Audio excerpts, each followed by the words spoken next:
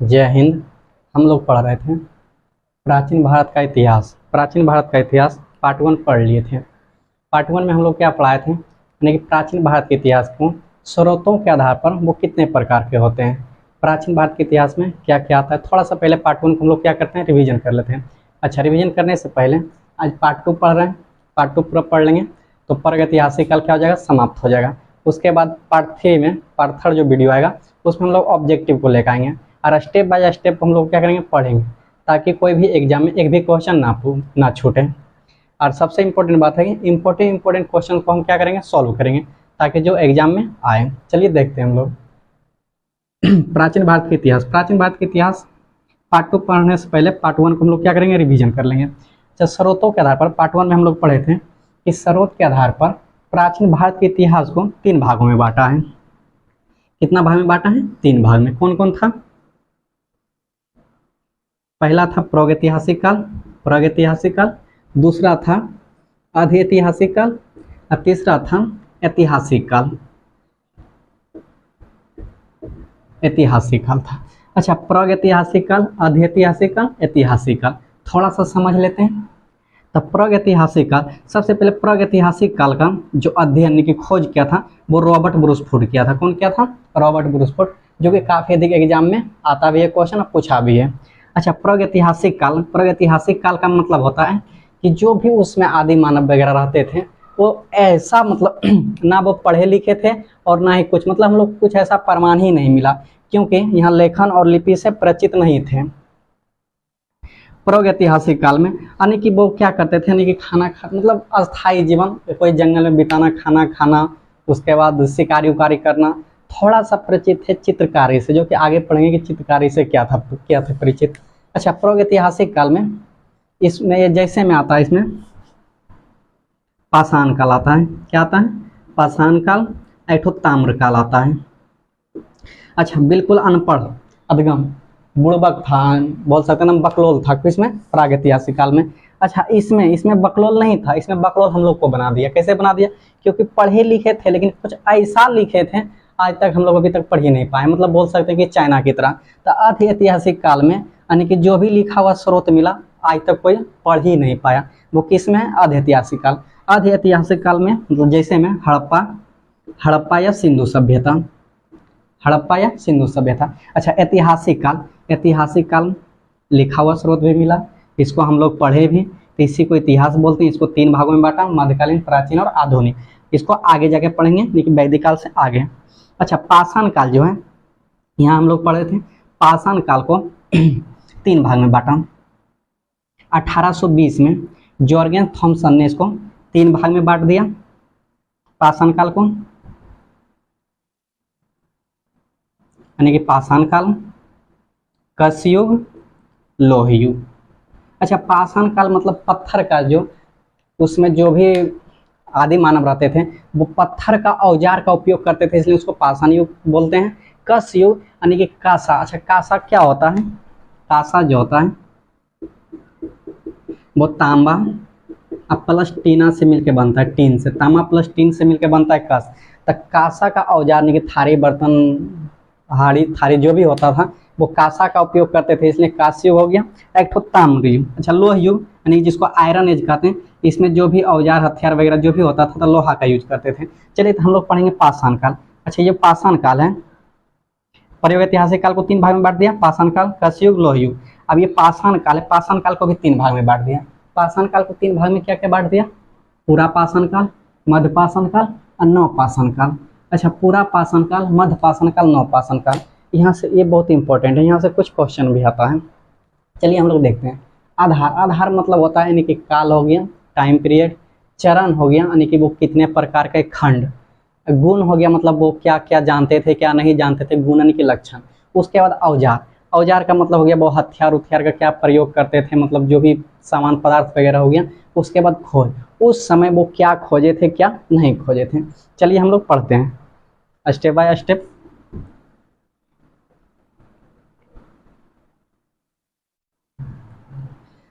सबसे पहले हम लोग यहाँ देखते हैं आधार में पूरा पाषाण काल, मध्य पाषाण काल, नव पाषाण काल।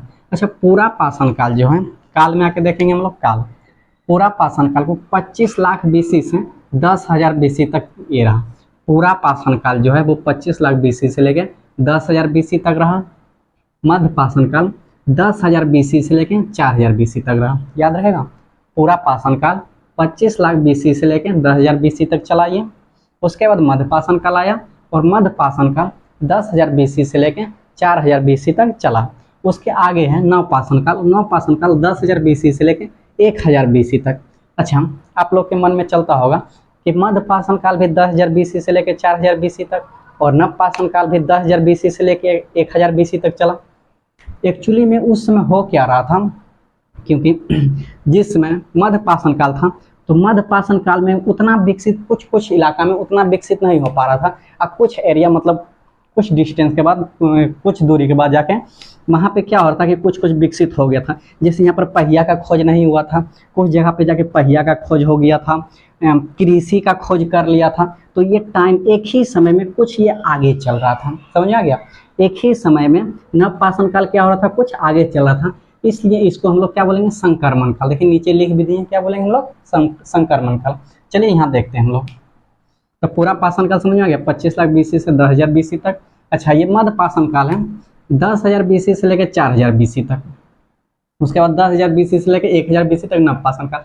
कहीं कहीं दिया हुआ रहता है कोई भी बुक में 4,000 से लेकर 1,000 बीसी तक। कोई बात नहीं है, टाइम पीरियड से उतना तो क्वेश्चन आता नहीं है। चलिए हम लोग यहाँ से देखते हैं चरण।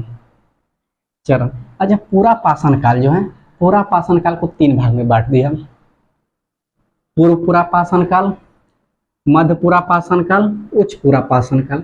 अच्छा, ये जो है आदि मानव जो है सबसे ज़्यादा, क्वेश्चन यहाँ से आता है कि आदि मानव सबसे ज़्यादा किस काल में अपना जीवन को व्यक्त किया था, यानी कि अपना जीवन को बिताया था, तो पूरा पाषाण काल में। याद रहेगा, किस काल में आदि मानव ने अपना जीवन को सबसे लंबा समय तक बिताया था, यानी कि सबसे लंबे समय तक बिताया था, तो वो कौन सा काल था, पूरा पाषाण काल। अच्छा, मध्य पाषाण काल उतना तो कोई बड़ा काल था नहीं, इसलिए इसको नहीं बांटा गया। यहाँ चलिए देख लेते हैं हम लोग, मध्य पाषाण काल एवं नव पाषाण काल दोनों क्या है, संक्रमण काल है। संक्रमण काल का मतलब दोनों एक ही साथ क्या हो रहा था, आगे बढ़ रहा था। कुछ थोड़ा सा स्लो और आगे बढ़ गया, और कुछ क्या हुआ, थोड़ा सा काफी अधिक तेजी से आगे बढ़ गया, इसलिए दोनों को संक्रमण काल। कि स्टार्ट एक ही समय से हुआ था, लेकिन कहीं कहीं पर कुछ अधिक विकसित हो गया, कहीं कहीं अधिक विकसित नहीं हुआ था। चलिए हम लोग यहाँ देखते हैं गुण। अच्छा, गुण आखेटक। अच्छा, जो पूरा जो पढ़ रहे हैं हम लोग, ये वाला प्राचीन भारत का इतिहास, एक सिंधु घाटी सभ्यता आता है, आधे ऐतिहासिक काल में लिखा हुआ तो मिला था, लेकिन उसको हम लोग क्या कर पाए थे, पढ़ नहीं पाए थे। इसमें जो था हम लोग को मिला, ये तो लिखा हुआ तो नहीं मिला, ना ही कोई लिखा हुआ स्रोत मिला, ना ही चित्रलिखन, कुछ से भी परिचित नहीं था। मतलब जो भी पुरातत्व विभाग था खुदाई कर रहा था, उससे अनुमान लगाया गया कि नहीं, उस समय नहीं, खुदाई करते समय जैसे पत्थर का औजार मिल गया तो हम लोग को पता चला कि उसमें पत्थर से वो क्या थे, परिचित थे। चलिए आगे देखते हैं। तो गुण यानी कि लक्षण, आखेटक। आखेटक मतलब क्या होता है, जैसे वो आखेटक से उनका गुण यानी कि लक्षण, वो आखेटक से परिचित है। आखेटक मतलब होता है शिकारी करना। क्या होता है, शिकारी करना। उस समय जो भी आदि मानव थे वो जंगल में रहते थे। अब जंगल में रहते तो अपना भोजन के लिए, कि अब जंगल में रह रहे हैं तो भोजन तो होटल, तो उस समय तो होटल था नहीं कि ऑनलाइन कर देंगे मोबाइल से और पार्सल आ जाएगा, घर में खाना खा लेंगे। उस समय खुद क्या शिकारी करके अपना जीवन को बिताते थे, नहीं कि भोजन करते थे, उसका आराम से रहते थे। ना पढ़ाई के झंझट, ना मोबाइल का, ना नेट का, ना बिंदास लाइफ था। भूख लग गया, शिकारी करके लाया।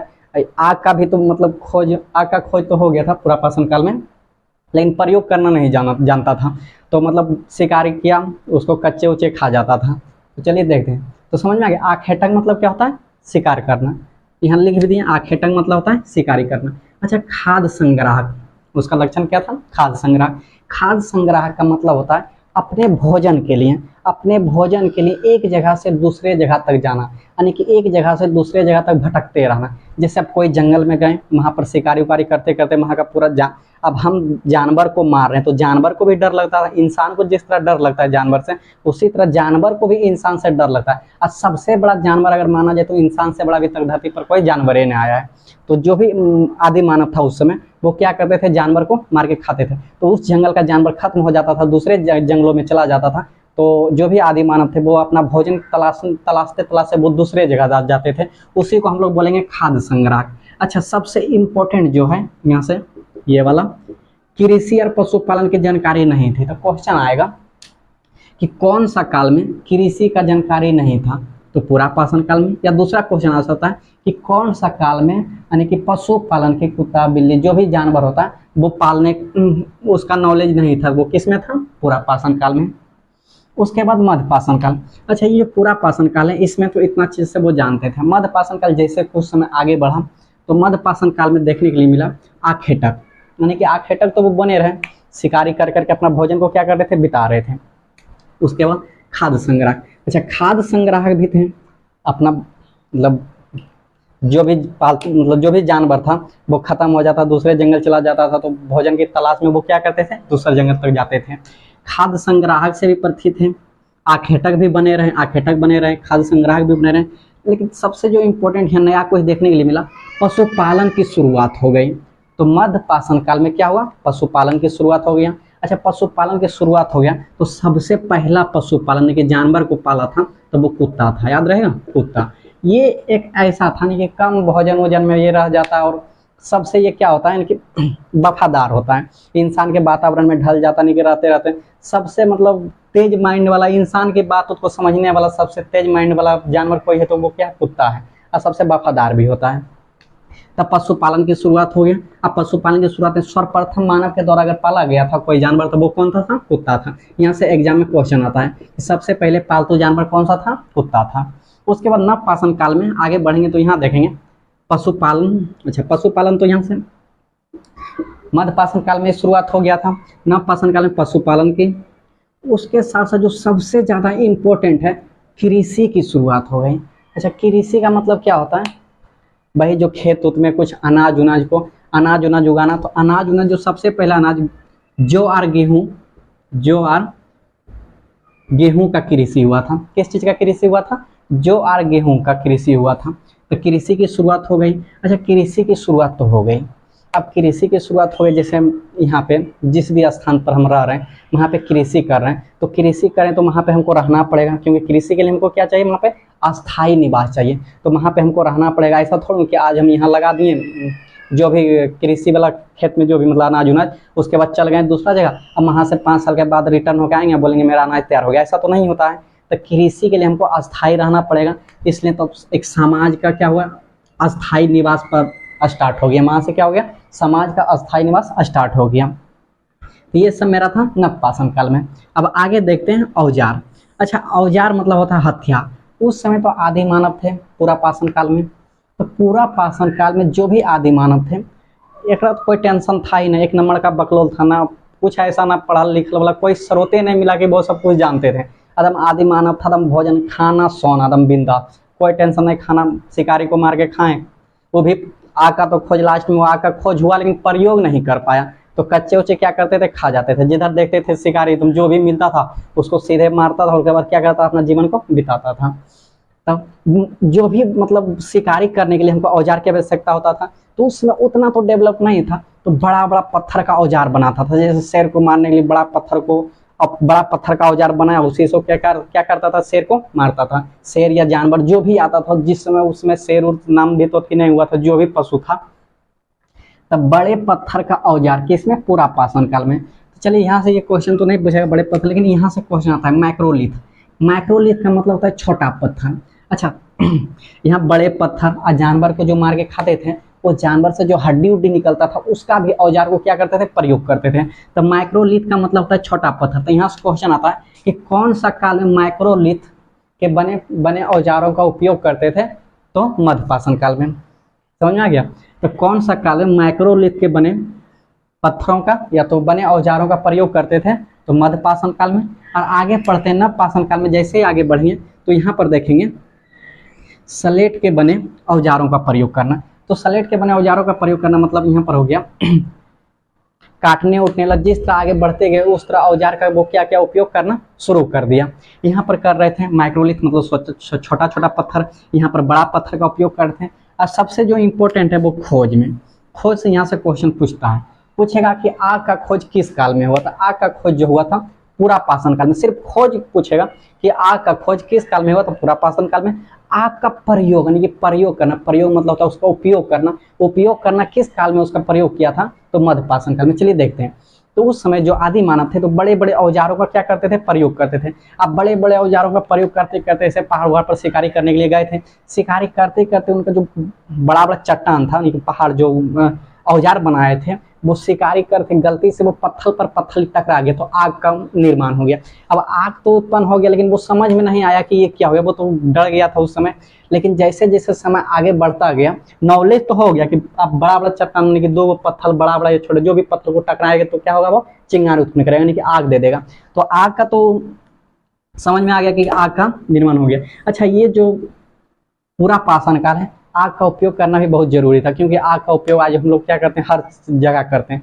गाड़ी उड़ी इंजन उंजन में भी क्या होता है, आग का उपयोग होता है। फ्लाइट व्लाइट उड़ाने के लिए भी उसमें भी क्या होता है, आग का उपयोग। यहाँ लाइटर को भी जलाते हैं तो उसमें भी दो ठो छोटा सा रहता है, वो पीछे से टच करता है, चिंगारी उत्पन्न होता है, हम लोगों को क्या होता है, गैस शुरू होता है। तो हर चीज में आग का प्रयोग होता है। तो यहाँ देखते हैं आग, आग का तो खोज कर दिया था, कब किया था, पूरा पाषाण काल में। लेकिन था तो बकलो, इसको समझ में नहीं आ रहा था कि आग होता क्या, इसका उपयोग कैसे करेंगे, तो वहां तक सीमित रह गया। जैसे हम आगे बढ़ा कुछ समय तक मध्य पाषाण काल में आया, तो मध्य पाषाण काल में यानी कि जो आग का प्रयोग हुआ था, उस समय आग का प्रयोग कोई जानवर उनवर जो शिकारी वारी करता था, गलती से आग में चला गया, वहां से वो देखा कि नहीं आग में जाके उसको सिझा उझा के खाने के बाद अच्छा लग रहा है स्वाद वाद में, तो वो आग का प्रयोग करना स्टार्ट कर दिया था। कब से, मध्य पाषाण काल में। अब जैसे आगे बढ़े नव पाषाण काल में, यहाँ पर आने के बाद कृषि का भी तो यहाँ पे क्या हो गया था, खोज हो गया था, वो कृषि का। अब कृषि का खोज कर लिया था, तो कृषि का जब भी मतलब खेती उती करते हैं तो बोझा ओझा जो भी होता है, मतलब सामान वामान कृषि का लाने के लिए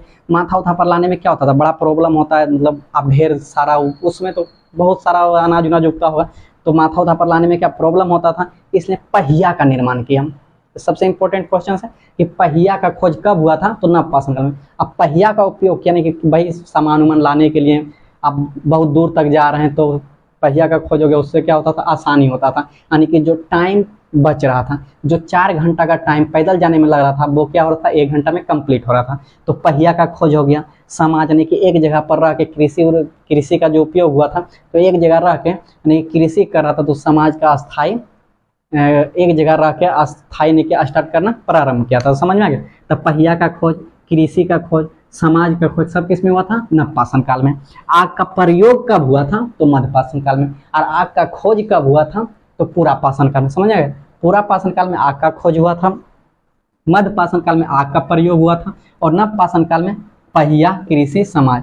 देखिए, जब भी हम लोग कोई भी पढ़ेंगे ना, कोई भी सब्जेक्ट को, तो एक ऐसा मतलब टेबल की तरफ तैयार करके पढ़ेंगे ताकि एक ही टेबल में हमको पूरा याद हो जाए। जैसे ये टेबल को ले लिए, इसमें पूरा पाषाण काल, मध्य पाषाण काल, नव पाषाण काल, मात्र 2 मिनट में हम लोग को क्या हो रहा है, याद हो रहा है। अब चलिए हम लोग आगे देखते हैं महत्वपूर्ण स्थल ने किस जगह पर किस चीज हम लोग को निर्माण हुआ, नहीं कि खुदाई के समय। तो चलिए हम लोग देखते हैं महत्वपूर्ण स्थल को।